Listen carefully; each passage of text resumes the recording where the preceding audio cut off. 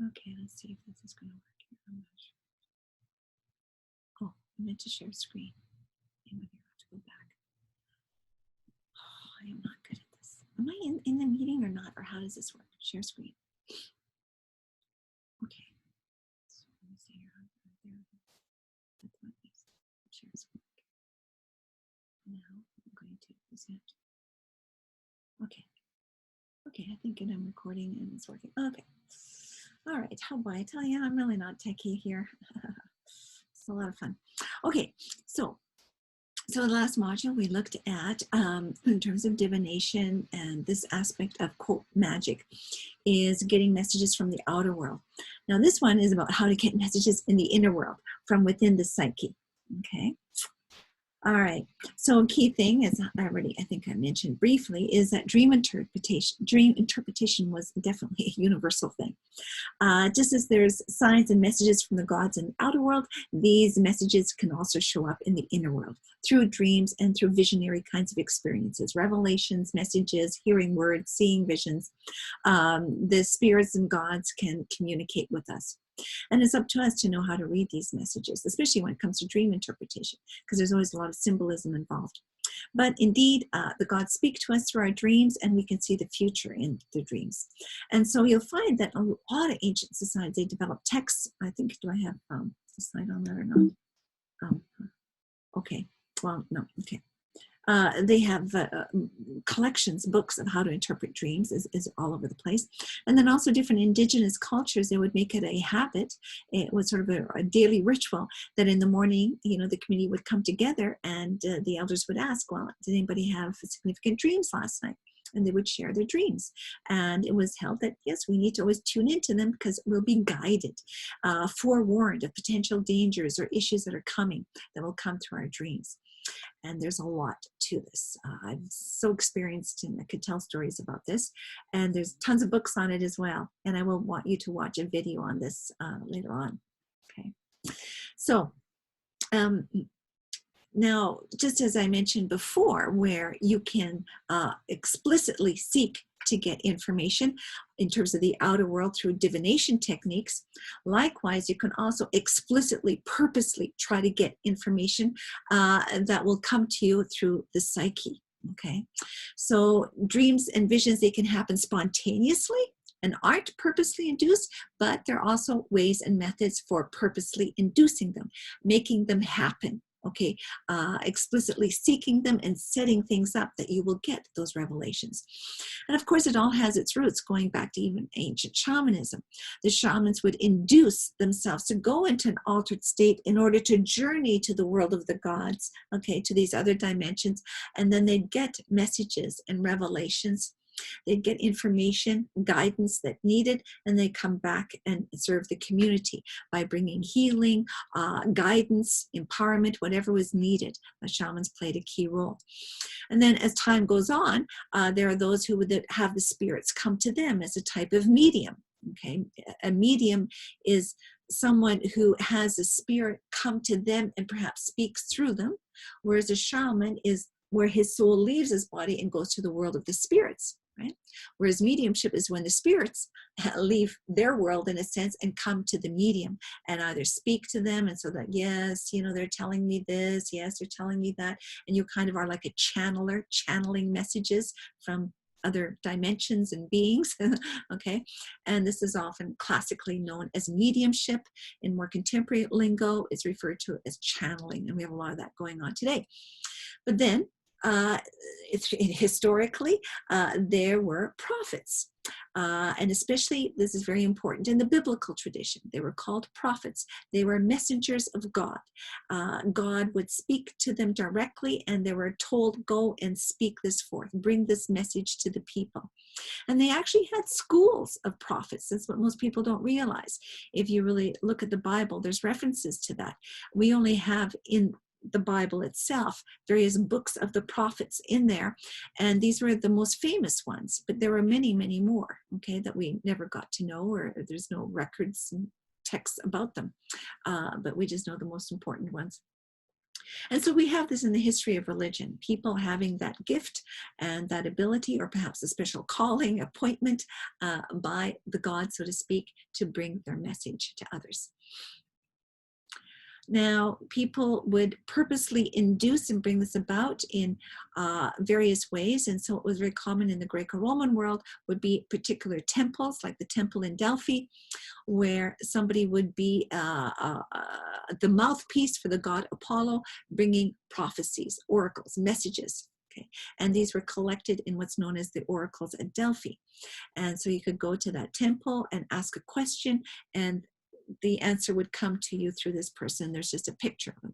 And one thing that's interesting here is that where the temple in Delphi was, there was some kind of a gas fixture coming from the earth that emitted a certain type of gas of some kind that would induce a bit of an altered state, and that it seemed to be the reason why they'd be able to give these messages. But other techniques that we know that they did is that people would have a question, they'd go into other temples, and there'd be a deity there. They would ask that question, and they'd plug their ears, and they were believed that is the first words they heard when they stepped out of the temple and unplugged their ears. Those first words that they heard, they would be the answer that they were seeking. We also find in ancient Egypt, the belief was that, and spread also throughout the Greco-Roman world, that certain statues could be brought to life and would move. And you would go in the temple, and the image would literally move in some way, and somehow you'd hear a voice speaking through them, and you would get your message. Then other times people would sleep in a temple, and they'd have a question and ask that the gods would speak to them through their dreams, and they would sleep in the temple, and a revelation, a message would come to them through their dreams. So there are all kinds of techniques like this that we find people had used. Okay. And so these are sort of inner revelations, okay, of divination, of getting these messages, this information. So then beyond divination, we have the practice of magic, where here, as just again to sum up, divining the future, getting answers and guidance, and getting these signals and messages is one thing. These are a means of receiving information from these higher forces. But magic involves this way of knowing, accessing that information, right? As I mentioned earlier, knowledge is power. To be forewarned is to be forearmed. And so it's a way of knowing things about this hidden world of spirit, whereas science deals with knowledge about this physical, observable world, this material world, whereas magic or religion is a way of knowing things of the spiritual world. Well, then there's also the performance of actions to try to shift reality, change it in some way in alignment with your desires, in a way to maybe bring protection from any kind of danger. And so this is where magic now becomes a way of shifting reality, not just knowing about reality, but actually changing it in some way. And so the idea here is that if everything is interconnected and one knows what those interconnections are, if one, can change and influence B that's connected to A over here, and they're somehow connected, if I change B here, it's going to change things over here at A. Okay, that's the key idea of these causal connections. That's what magic is really all about. Excuse me, my nose is running a bit. And so, again, I think I had this slide up earlier. Magic is a system of knowledge, but also a system of practices. And central is the idea that you can shift energy through ritual, through intention, dance, body movement, the power of words. These are all key. And then you can also communicate with the intelligence within nature, right? I already had that slide there, but just to remind you of that. And so the goal of magic here is to exert power, you have an end in mind, okay, an end result that you want. And you're trying to use magic to get that end result, to get healed of an illness, to remove a curse, okay? To make sure the crops will grow and be prosperous, right? They usually have an end goal in mind. And so it was believed that just as the gods speak through the world that they created, is how that the gods used magic to direct the world, and that magic was the basis of their power. Now, this isn't necessarily universal, but you see that kind of teaching evident in Egypt, ancient Mesopotamia, and in India. So if the gods can do that. They can access this power to shift the world and direct it. Why can't we? Okay. And a key element behind magic to shift reality is the use of words. Okay, words, sound frequency is huge. Words contain within them the uncreated essence of something that hasn't yet materialized in form. Okay, and it's held that just as the gods created the world through the spoken word, okay, you don't have, it's not universal, but it's very strong. It's blatant in the Bible. Okay, that's how God spoke, and that's how he created the world, through word. And words sound, but it's not just chaotic sound, it's focused sound that has a particular frequency or dynamic or pattern within it that captures the very essence of something. Okay, this is a huge thing. Herein lies the power of mantras in India, the use of these words of power to shift reality. It's there in the Vedic rituals and how they worked. Okay, it's the essence behind all magic everywhere in the world is the sound frequency. So you have to have the right intonation, the right vibrational frequency sound, the way it's chanted in a certain way to capture it, to have that power be unleashed. Okay. And this is why, just again in terms of context here, just so you know, is right there even in the book of Genesis, for example, in the Bible, the creation story that God created through the word. He spoke and said, "Let there be light," and it so was. And this is how a lot of miracles happen, is through the word of command. Okay, it's decreed, it's spoken forth, and so it shall be. Is throughout. That's how Jesus did a lot of his miracles and healing, right? For example, and so, since this is also what's behind the resistance to God revealing his name to Moses, because whoever has the name of God, the very essence of God in his name, then has power over God.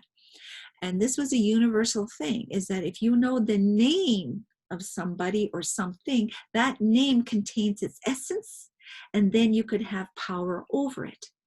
And that is why it developed a whole tradition in the Bible that you never speak God's name. Do not take God's name in vain. That's what's also behind, swearing, saying, "God damn it," or "Oh, Christ this or that."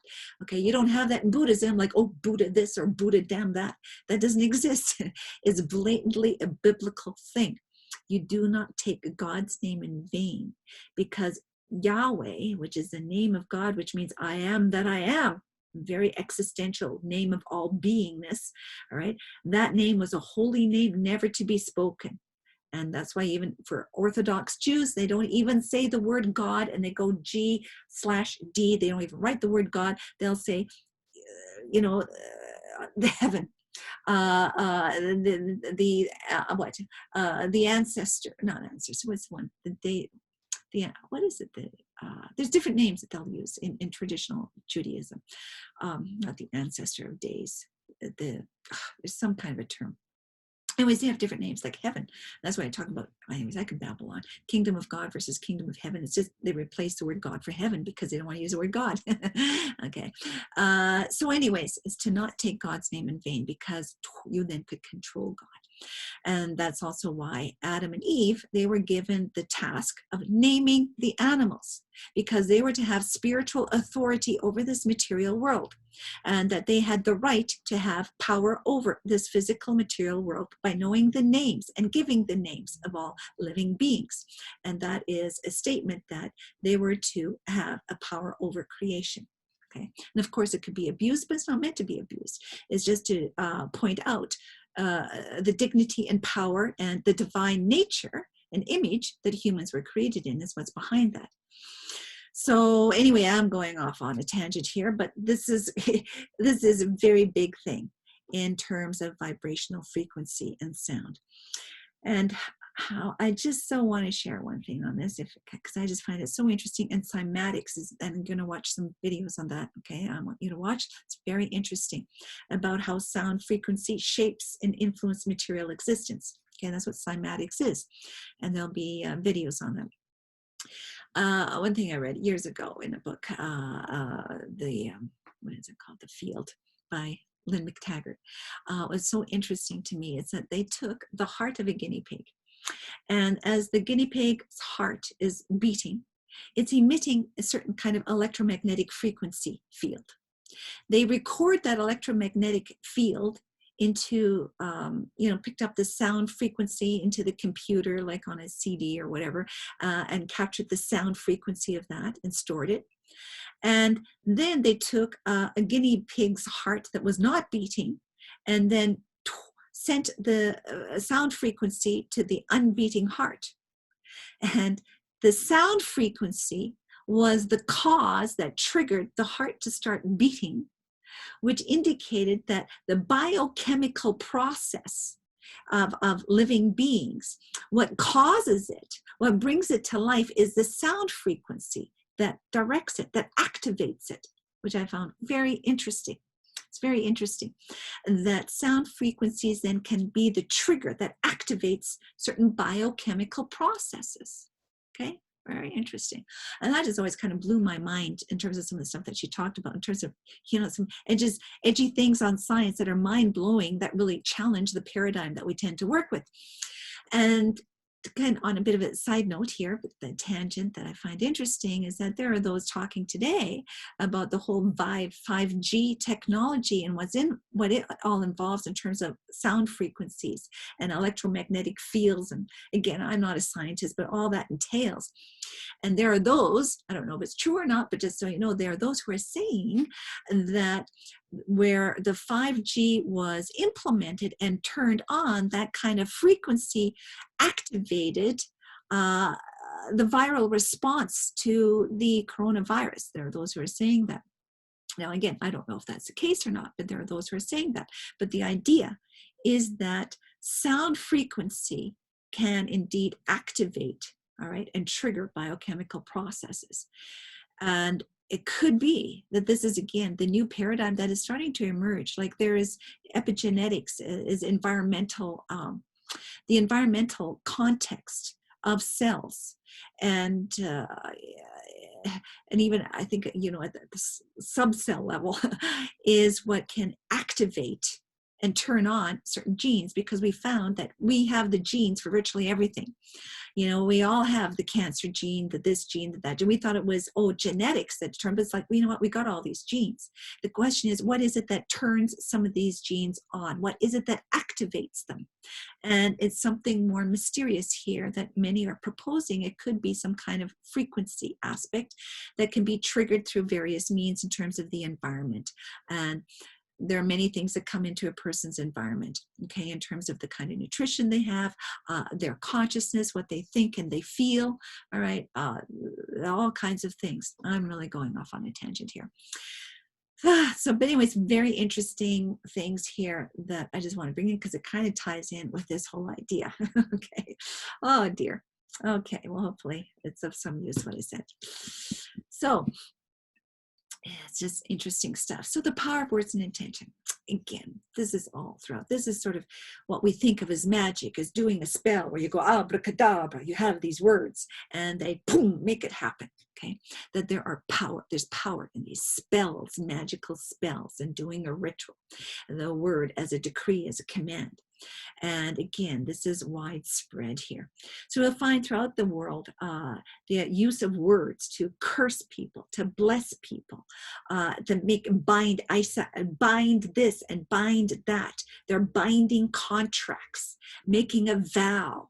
I swear before the gods. Okay, it's huge. Right? This was even in terms of politics, to make an oath, to take an oath. You put your hand on the Bible and you're saying, I swear before the gods that I commit to da, da, da. You're making this verbal declaration.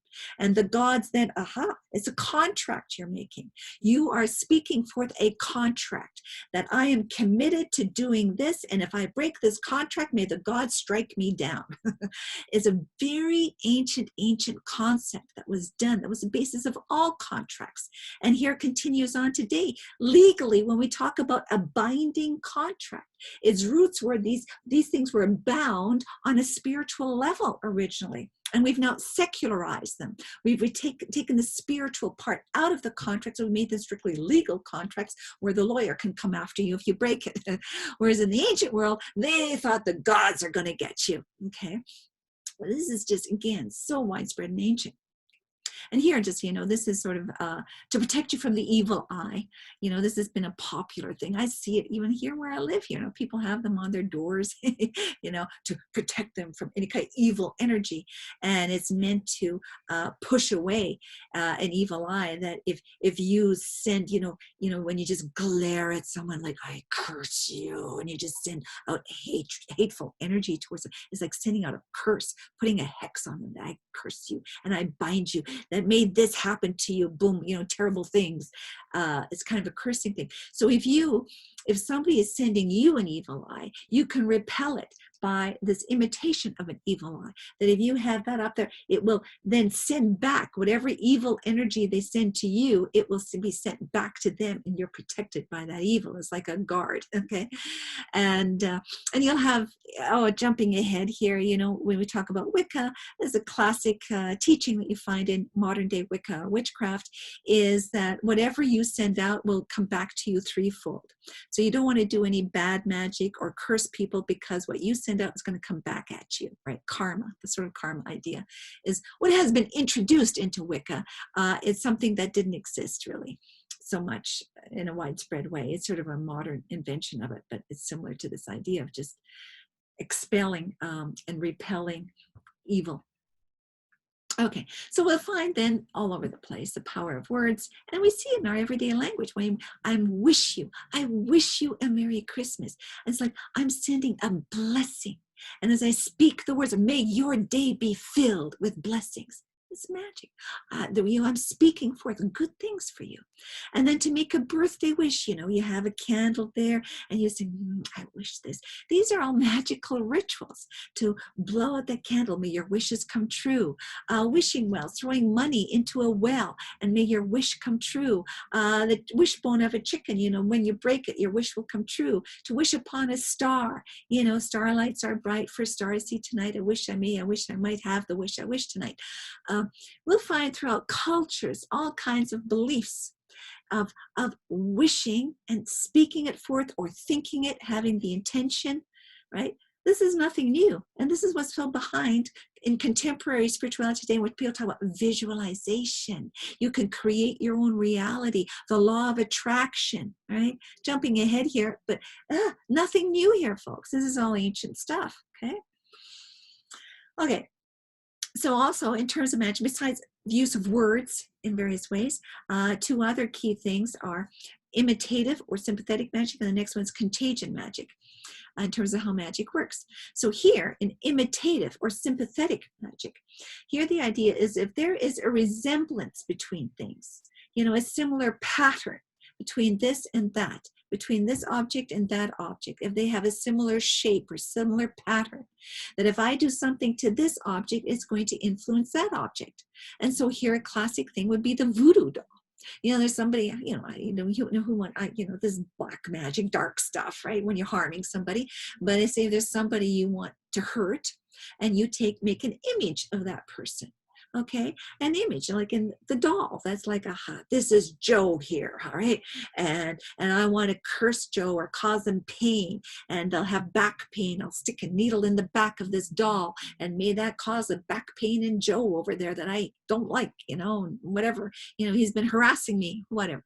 Okay, that's the voodoo doll. Whatever I do to this object will influence that object because they have a similar pattern. So you can make an image of them, or you can make pictures. And so what some ancient society did, they wanted to catch a fish, go fishing, they would create images of fishes, throw them in the water, so that like attracts like. This pattern of an image will attract other fish to come to it, and they'll be able to fish. Okay. This is also behind, historically, there was a lot of human sacrifices in the past. And over in the Zhou dynasty in ancient China, they used to sacrifice living humans. In the ancient Near East, going back to the Sumerians, the Romans also even did that.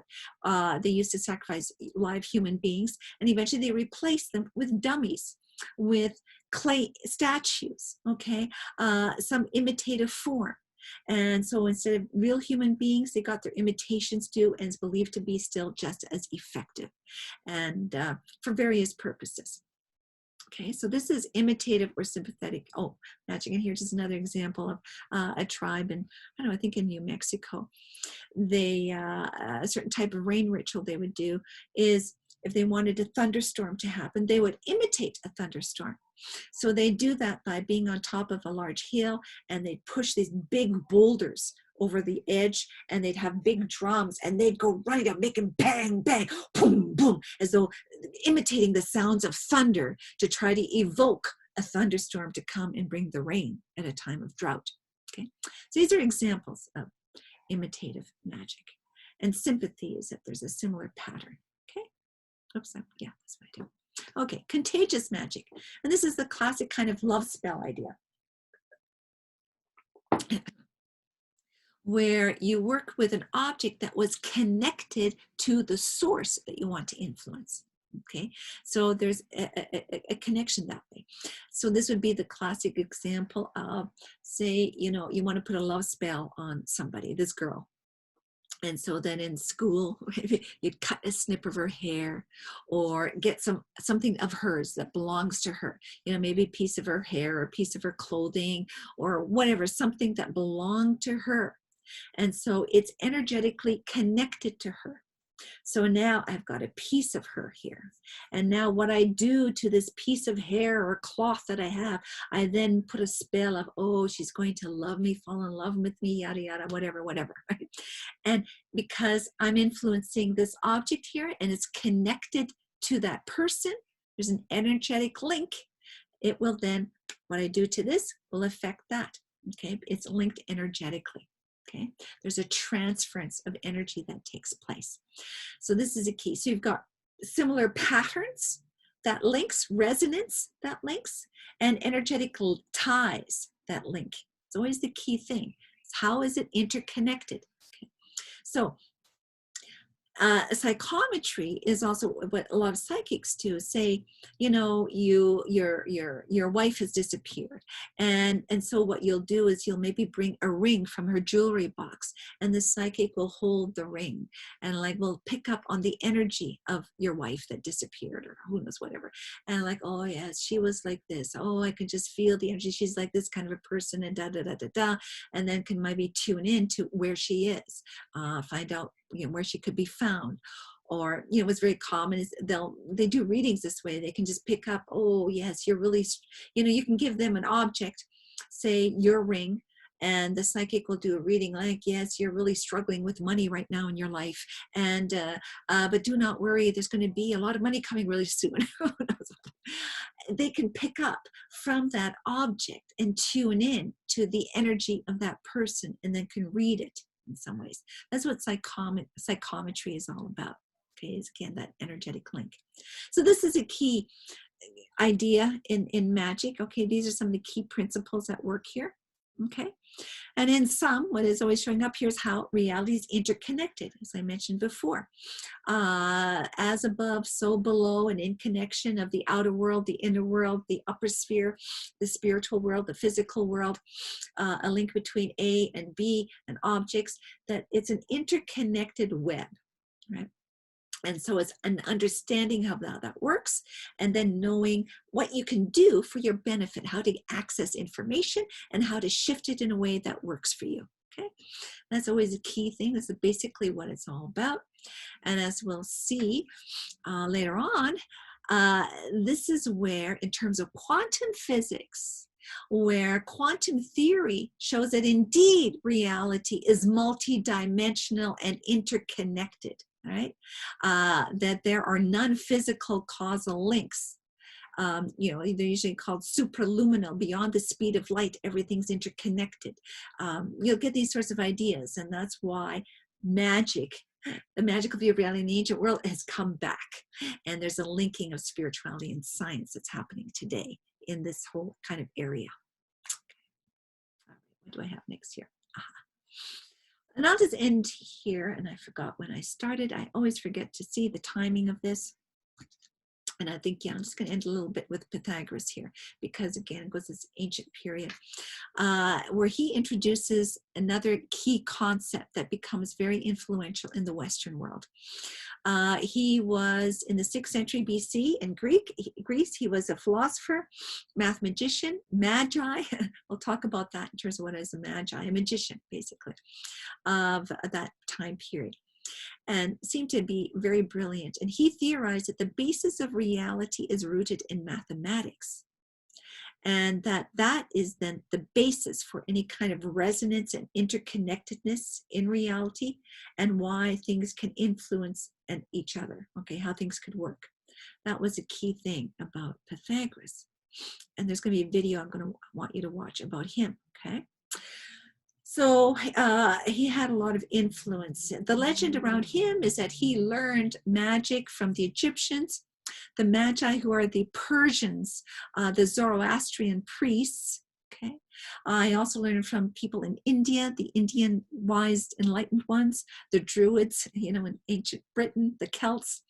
And that is the tradition, the legend here. Is he even went to the underworld for a year. That he was a healer, able to predict the future, had power over the weather, over animals, the sea, and he used music, the power of sound, in rituals, okay, for doing magic, for power.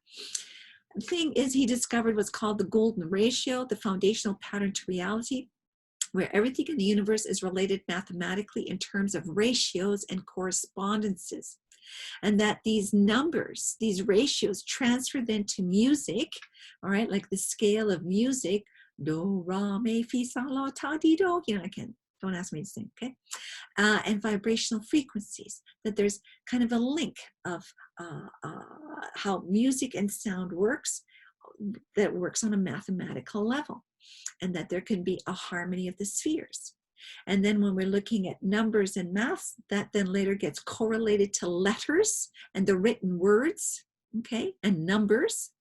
And that's then where numerology will develop from. And this becomes an ancient belief that's worked with amongst Babylonians, Persians, and Hebrews. Okay, and again, it's a lot complex stuff here.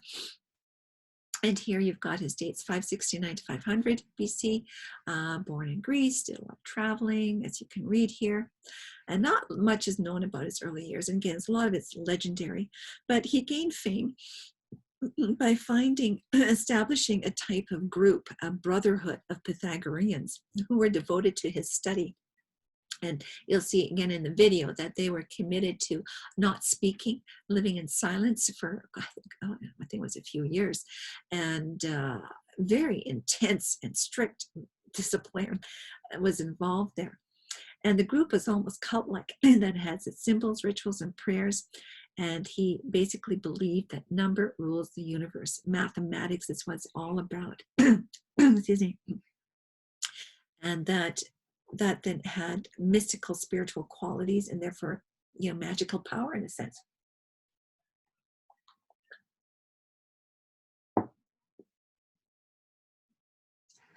Okay. Now, okay, I need to go like this. Okay, there we go. Yeah. Okay, so anyways, yeah, here I just kind of got some slides here, but that everything, that number and mathematics is really the substance and essence of all things, that numbers rule the universe. And it's what organizes forms and ideas. And it's the cause, the power within gods and spirits, okay? And geometry is just a knowledge of the eternally existent. And so this is where he again links numbers, mathematics with reality, the substance and essence of reality and the whole of the universe in terms of how it works. And that again, mathematics is linked to music. And this is the ratios that he developed here in terms of the golden mean. It's often called the golden mean, that things exist in this kind of patterns. Okay, and again, it's really complex. I can't even go into. I just want to give you a bit of an idea so that you know that this existed. And this is what will lead into what becomes known and referred to as sacred geometry, of how reality is interconnected in these ways. So for example, the human being, there's a particular measurement within the face that also exists in the measure of the head, which also exists in the measure of the whole body. So that it's like the whole is in the part and the part is in the whole. Okay, time and time again, it's repetitive. And so here it's sort of like what you get into fractal geometry. Here you'll see like the beginnings of a spiral, that there's this repetitive pattern that exists. And you'll see this throughout nature, even in terms of the human being, a certain pattern of repetition, okay, in terms of the proportional features, the ratio, the proportional features of how the shape of the head in alignment with the nose and, all that to the mouth, to the ear, etc., correlates with also a similar ratio in the hand with the whole of the body, that there's all patterns like this. And what a classic, look, you look at a pine cone, you look at a snail, you'll look at, a pineapple, flowers, the galaxies spinning. It will show up throughout nature in all kinds of ways. And this is where I'll show you a video that will just show this for you, okay? And so this is one key idea that gets introduced here through Pythagoras. And then this then gets transferred over where it's held that if everything's mathematically based in terms of reality, and that's also tied in with sound, therefore will also be tied in with words and language, which is how we use sound. And so then your name is associated with certain numbers and therefore with a certain kind of vibrational frequency. And that vibrational frequency will determine what your destiny is, what your personality traits will be like. Okay, that's associated with your name. And then since it's also associated with mathematics, that goes into the time you were born, the year you were born. And so then that will go into, that's what a lot of numerology involves, is your date of birth, your name, all that has all kinds of meaning, okay? So numerology comes out of this. Again, don't worry about too much, but just to be aware of it is a part of this whole tradition, has its roots in Pythagoras. And a lot of magical practices and ideas that develop over time in the West. And then there's cymatics, okay, which again demonstrates how sound frequency, which is mathematical in nature, influence material existence. And so here you'll see a video of how they would put on a plate, a metal plate, some powder, and then submit to a certain sound frequency. And that sound frequency will cause the vibration of the sound, because sound frequency is a vibration. It will affect those sand particles to take on various shapes. And you change the sound frequency, the shape changes. And it just shows the connection and the influence of sound over matter. That material shapes correlate with certain sound frequencies or vibrational frequencies. And that is the structure of reality itself, okay? Is the material form is tied into vibrational frequency, right? That's the key idea here. And this becomes a key concept at work here within magic, right? And again, a lot of spiritual traditions, how they understood reality and how it worked. Okay, that patterns of sound can translate into the architecture of all of life. Okay. And so anyways, you'll be seeing some videos on this. Whoops. Okay, let me move this again over here. So the key idea then here to kind of, I think this is the last part of this section, is that the universal reality is constructed in terms of vibrational frequencies. Those frequencies can be tuned into in terms of sound or music, and also and they're fundamentally mathematical in nature. And this is basically what's been discovered in physics to be the case. And so reality then is a construct of patterns that can be translated into mathematics and sound vibrations. This then, in terms of religious history, is tied into the use of words of power in both prayer and magic.